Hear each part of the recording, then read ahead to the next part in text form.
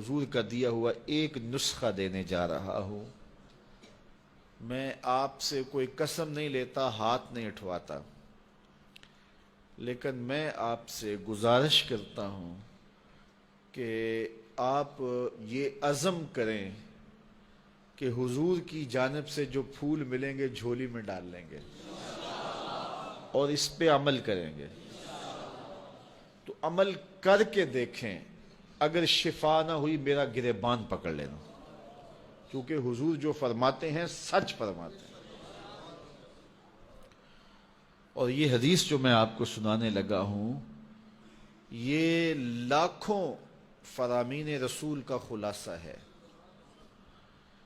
میرے حضور نے ارشاد فرمایا، من حسن اسلام المرء ترکہ ما لا یعنی ہے۔ کسی شخص کے اسلام کا حسن یہ ہے کہ وہ ہر بے مقصد کام کو ترک کر دے، تو پھر اسلام کا حسن اسے نصیب ہوگا۔ ایک تو اس کی جو ہے وہ تشریح علماء کے طرز پہ ہے نا، لیکن آج میں اس حدیث کی کسی علمی بحث میں آپ کو نہیں ڈالنا چاہتا۔ اس کی عملی بحث میں ہم سب پڑھتے ہیں۔ جب یہاں سے جائیں گے، آپ اپنے گھر پہنچیں گے تو یہ کام آپ نے کرنا ہے، اور مجھے امید ہے کہ میں نے جس طرح آپ سے عرض کی ہے، میری عرض آپ ٹالیں گے نہیں، اور پھر جب شفا ہوگی تو مجھے دعائیں دیں گے۔ تو آج شام کو کاغذ لے کے بیٹھ جائیں اور سویر سے لے کر اس وقت تک اپنے معمولات لکھیں کہ میں نے سویر سے لے کر اس وقت تک کیا کیا کیا ہے، کتنی مرتبہ کھانا کھایا ہے، پانی پیا ہے، کس سے بات کی ہے، کتنا سویا ہوں، کہاں گیا ہوں، کہاں اٹھا ہوں، کہاں بیٹھا ہوں۔ کسی نے جو ہے وہ کوئی چائے والے کھوکھے پہ پونا گھنٹہ گزارا ہوگا، چائے پینے گیا، وہاں جوں بیٹھا اور سیاسی باتیں چڑھ گئیں۔ کسی نے سوشل میڈیا پہ کچھ وقت گزارا ہوگا، وہ بھی لکھے کہ میں نے آج یہ سوشل میڈیا پہ دیکھا۔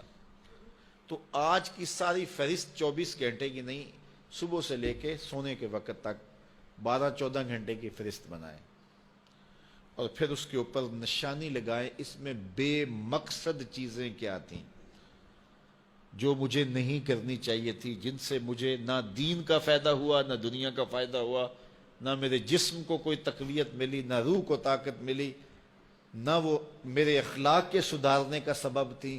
یہ کام میں نے کیوں کیا؟ پونا گھنٹہ یہاں کیوں بیٹھا رہا؟ یہ چیز میں نے کیوں دیکھی؟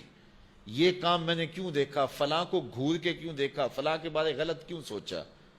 تو آج کی فہرست میں دیکھیں، 6 چیزیں، 5 چیزیں، 4 چیزیں، 2 چیزیں، 10 چیزیں، آپ دیکھیں کہ اس میں لا یعنی ہے، جس میں کوئی فائدہ نہیں تھا، تو آپ ان کو نشان لگا دیں اور یہ عزم کریں کہ کل یہ نہیں کروں گا۔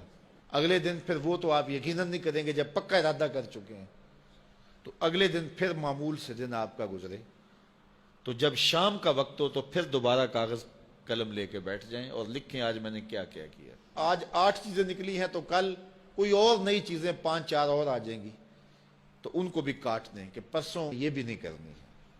صرف 8 دن اگلے پیر تک روزانہ شام کو دن کے معمولات لکھیں اور ٹک کرتے جائیں کہ یہ ٹھیک میں نے کیا اور یہ میں نے غلط کیا ہے، اور یہ لا یعنی تھا، یہ میں نے کل نہیں کرنا۔